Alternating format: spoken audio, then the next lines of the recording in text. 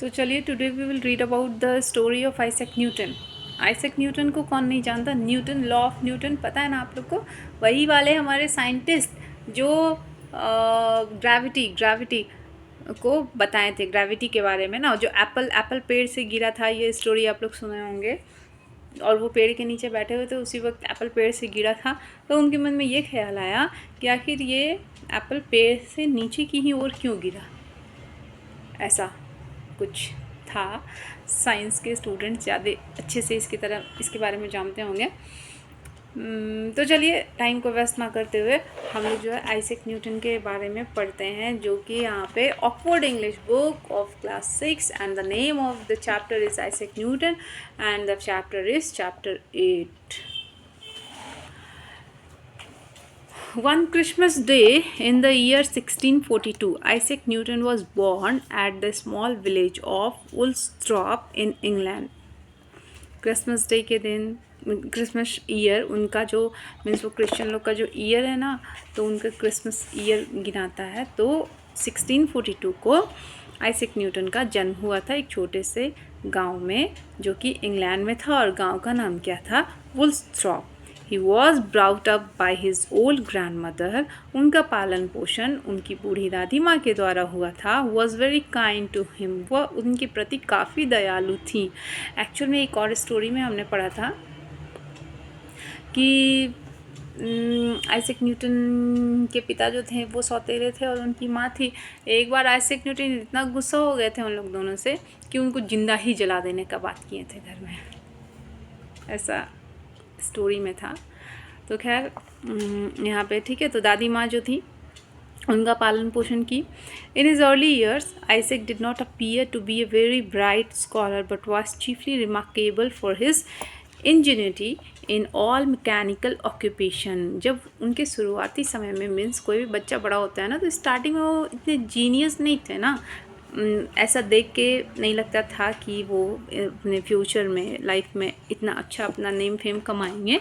लेकिन वो काफ़ी सरलता से सारे मैकेनिकल में जितना भी मशीनरी सामान था उसको वो काफ़ी सरलता से समझ जाते थे। He had a set of little tools and saws of various size manufactured by himself. उनके पास औजारों के छोटे छोटे मतलब बहुत सारा औजार वो एकत्रित करके रखते थे। उन्हीं से वो जो अपना मशीन बनाने का कुछ ऐसा बचपन में, जैसे बोलते नहीं है जिन पे इंटरेस्ट रहता है तो वो उसी के थ्रू खेला वेला करते हैं, तो वैसा ही कुछ ऐसा आइजैक न्यूटन जी किया करते थे। अब देखिए, Isaac possessed a wonderful faculty of acquiring knowledge by the simplest means. तो जैसा कि अभी हम बोले कि आइजैक न्यूटन को जो है वो पोसेस्ड, वो उनके अधीन थे। मीन्स छोटे छोटे औजारों को वो तोड़ते जोड़ते हैं, कुछ ऐसा मशीनरी नॉलेज जो है वो उसको काफ़ी सिंपलेस्ट फॉर्म में उसको कर लिया करते थे। For instance, what method do you suppose he took to find out the strength of the wind? हवा की ताकत का पता लगाने के लिए उसने क्या तरीका अपनाया होगा? ये वाला तो विंड चाइम नहीं, सॉरी, ये आप लोग पढ़े होंगे स्टोरी में कि न्यूटन जो है वो वो विंड मशीन जो होता है ना, तो उनका जो है आविष्कार यही किए थे। तो ऐसा ही तो वही यहाँ पे बोला जा रहा है कि हवा की ताकत का पता लगाने के लिए वो क्या किए होंगे Newton ji. You will never guess how the boy could compel that unseen, inconstant and ungovernable wonder the wind to tell him the measure of its strength. आप कभी अंदाज़ा भी नहीं लगा पाएंगे कि वो लड़का कैसे मजबूर कर सकता था। कहने का मतलब हवा को कोई काम करने के लिए, ऐसा मीन्स वो हवा का यूज़ करके ऐसा आविष्कार कर दिए कि आप उसको सोच भी नहीं सकते होंगे। अब देखिए, yet nothing can be more simple, he jumped again the wind and by of its strength yet कहाँ गया, सॉरी, आज काम काफ़ी, संडे ना तो काफ़ी काम था, थोड़े थके हुए हैं। हाँ, तो yet nothing can be more simple. He jumped against the wind, and by the length of his jump, he could calculate the force of a gentle breeze, a brisk gale, or a tempest. अब देखिए, कहने का मतलब हवा के विपरीत वो कूद करके हवा का ताकत का अंदाज़ा लगा लिए थे लगाने वाले, मतलब इतने फुर्तीले से अपने आप को उस ब्रीज मीन्स हवा में, जैसे सपोज दैट हवा इस ये से आ रहा और वो जंप करके कि इतना स्पीड से अभी हवा आ रहा है, तो उस हवा के ताकत को पता लगाने के लिए, मतलब ये लड़का मीन्स न्यूटन जी के बारे में बताया जा रहा है कि ऐसा ये काम करके दस even in his boyish sports he was continually searching out the secret of philosophy. अपने बॉयिश में मीन्स अपने बॉयहुड में, वो जब वो लड़का थे तभी जो है वो बहुत सारे फिलॉसफी मीन्स तत्व ज्ञान को काफ़ी अच्छे तरीके से उसके सारे सीक्रेट्स को उसके बारे में सर्चिंग करना स्टार्ट कर दिए थे। तत्व ज्ञान, तो तत्व क्या है भाई? पृथ्वी का तत्व क्या है? जल तत्व, वायु तत्व, अग्नि तत्व, ये सब तत्व होता है ना, तो वो फिलॉसफी वही तत्व ज्ञान उसको बोलते हैं, जिसमें हम लोग तत्व ज्ञान की पढ़ाई करते हैं। किसमें करते हैं? फिलॉसफी में करते हैं। Not far from his grandmother's residence, there was a windmill which operated on a new plan. उनकी दादी माँ के घर से काफ़ी दूर तो नहीं था, लेकिन वहाँ पे क्या था? एक विंड मिल था ना। Isaac was in the habit of going there frequently and would spend hours examining various part. Windmills means हवा का इस्तेमाल करके, पवन चक्की आप लोग जानते हैं ना, तो वही पवन चक्की। तो यहाँ पे आइजैक न्यूटन जो है अक्सर जाया करते थे और काफ़ी घंटा अपना समय जो है वहाँ पे स्पेंड किया करते थे। अब क्या है? While the mill was at rest he preyed into its internal machinery. जब विंड मिल जो था वर्क नहीं हो रहा था, मीन्स वो रुका होता, तो उसका वो गहराई से अध्ययन कर रहे थे ना, उसका मशीन पार्ट्स को कैसे लगाया गया है, कैसे किया गया है, ऐसे किया गया है, तो उसका वो अध्ययन कर रहे थे। ठीक है। The millstone were made to revolve the crush and grain which was put into the hopper after graining. A thorough knowledge of its construction, he was observed to be unusually busy with his tools.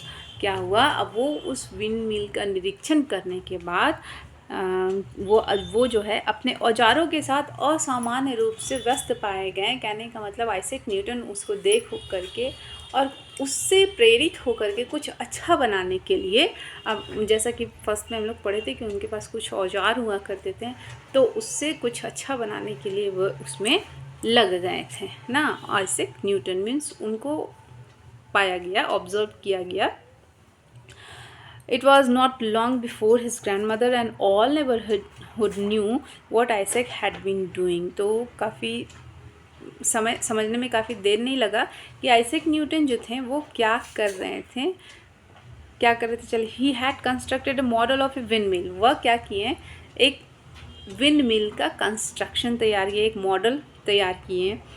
दो not so large, बहुत बड़ा नहीं था, yet every part of the mill and its machinery was completed. लेकिन मिल का सारा part और सारा मशीन को जो है वो कंप्लीट किए थे जोड़ करके, मीन्स अच्छा खासा एक विंड मिल बनाए थे।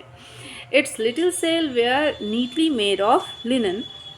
उसमें उसका जो एक पार्ट था लिनन, आप लोग जानते होंगे, तो उसके थ्रू बनाया गया था। And reeled around very swiftly when the mill was placed in the draft of air. और वो काफ़ी स्विफ्टली, काफ़ी अच्छे से जब रीलिंग करता था, रील मीन्स होता है घूमना, तो घूमता था जब जो है हवा चलता था। Even a puff of wind from Isaac mouth or from a pair of blows was sufficient to set the sail. हाँ, तो यहाँ तक कि एक फूंक ही काफ़ी था सेल को गति में लाने के लिए। मीन्स वो जो मशीन बनाए थे उसमें न्यूटन जी का एक फूंक काफ़ी था। वो लिनन से बना हुआ कपड़ा था, फूंक मारने से पूरा वो घूमने लगता था और फिर उसमें इतना मोशन आ जाता था, गति आ जाता था। चलिए, अब क्या है? And what was most curious हुआ, सबसे ज़्यादा अचंभित करने वाली बात क्या थी उस मिल के में, if A handful of grain of wheat were put into the little hopper, they would soon be converted into snow white flour. अब देखिए क्या था, एक मुट्ठी अनाज गेहूं का भी अगर उसमें डाल दिया जाता था उनके मिल में, न्यूटन जी के बनाए हुए मिल में, तो वो उसको तुरंत ही स्नो वाइट मीन्स एकदम सफ़ेद बर्फ जैसे आटे में कन्वर्ट कर देता था। कहने का मतलब आटे की चक्की का निर्माण इन्होंने किया था उस विंड मिल को देख करके। अब देखिए, Isaac playmates were enhanced with his new wind mill. Isaac के साथ खेलने वाले जो थे वो एकदम मंत्रमुग्ध हो गए उनके नए विंड मिल को देख करके। They thought that nothing so pretty and so wonderful had ever been seen in the whole world. वो लोग सोचे कि इस पूरे दुनिया में इससे अच्छा और इससे अच्छा चीज़ कोई हो ही नहीं सकता। इतने वो लोग उनके जो हैं फ़ैन हो गए थे आइजैक न्यूटन के। अब क्या है, but Isaac said one of them, you have forgotten one thing that belong to a mill. तो आइजैक देखो यहाँ पे गर्व महसूस नहीं कर रहे हैं अपने आप में ना, फूले नहीं समाए कि अरे हम तो इसको हम बना दिए हैं ऐसा वैसा दिस दैट। आइजैक क्या बोल रहे हैं कि हम ये सब जो है तुम लोग भूल गए हो कि नहीं क्या था बस, but Isaac said one of them, you have forgotten one thing that belonged to a mill. What is that? Asked Isaac, for he supposed that from the roof of the mill and its foundation had forgotten nothing. तो क्या बोल रहा है कि मिल की छत से लेकर के उसकी नींव तक कुछ भी भुलाए नहीं थे आइजैक न्यूटन जी जो है। अब क्या हुआ, why where is the miller said his friend. अब क्या बोला जा रहा है कि यहाँ इस मिलर कहाँ है, यहाँ पे इसको चलाने वाला जो मिलर है वो कहाँ है। तो that is true, I must look out for one. Isaac said Isaac that he set himself to consider how the deficiency should be supplied. क्या बोल रहे हैं कि हाँ ये तो सच बात है, लेकिन हम जो है अपने आप को यहाँ पे एज अ मिलर यहाँ पे तय कर रहे हैं। set himself to consider how deficiency should be supplied, he might easily have made the miniature figure of man. हो सकता है कि वो जो है एक आदमी का छवि को बनाया हुआ वहाँ पे अंकित करने के लिए या जो भी है। It is so happened, however, that a mouse had just been caught in the trap. अब ये कैसे हुआ, अब अनाज का दाना तो चूँकि उसमें डाला गया, पीस करके वो आटा बना रहा है, तो ऑब्वियसली माउस तो आएगा ही ना खाने के लिए। तो ये बोल रहा है कैसे फंस गया। And no other miller could be found, और कोई मिलर यहाँ मिला ना, यही माउस को जगह मिल गया। Mister mouse was appointed to the importance of office. The new miller made very respectable appearance in the dark grey coat. कहने का मतलब माउस कैसा होता है, ग्रे कलर का होता है। वही बोल रहा है कि मिलर के रूप में ये जो है माउस यहाँ पे आ गया, डार्क ग्रे कोट पहना हुआ। To be sure he had not a very good character of honesty. अब बताओ, आटे का मिल का मालिक चूहे को बना दिया जाए तो क्या वो ईमानदार हो सकता है? चूहा भला खाएगा नहीं। And was suspected for some time stealing a portion of grain which was given to him to grain. और हमेशा जो है उसको एक पोर्शन ग्रेन का, अनाज का एक पोर्शन खा जाया करता था वो माउस, जो उनको पीसने के लिए मिलता था। किनको? आइजैक न्यूटन को।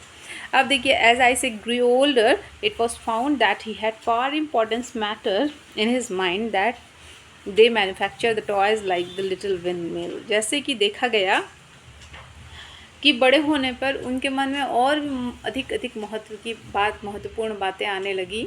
जैसे वो मिनिएचर छोटा सा विंड मिल बनाए थे खिलौने के रूप में। All day long it left to himself. He was either absorbed in thought of engaged in some book of mathematics or natural philosophy.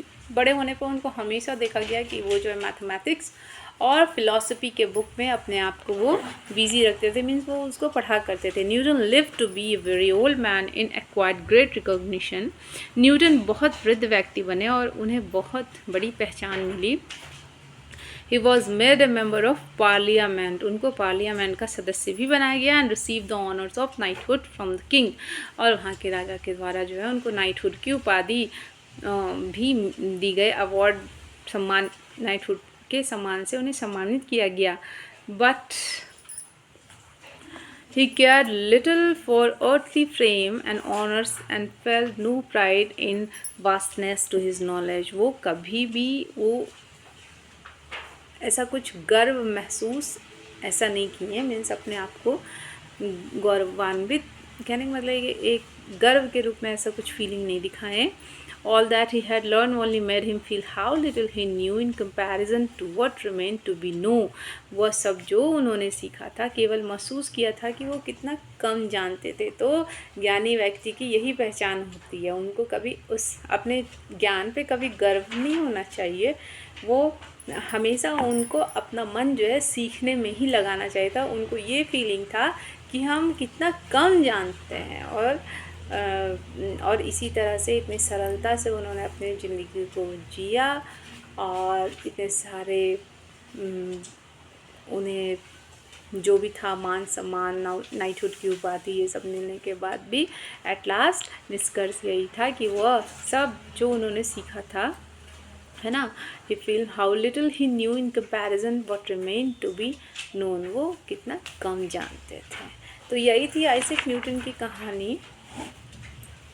बाकी तो बहुत सारी कहानियाँ उनके बारे में प्रचलित हैं, तो आप उन्हें भी देख सकते हैं, लेकिन आपकी बुक का ये जो आइजैक न्यूटन की कहानी यही थी. ठीक है, तो मिलते हैं नेक्स्ट वीडियो में.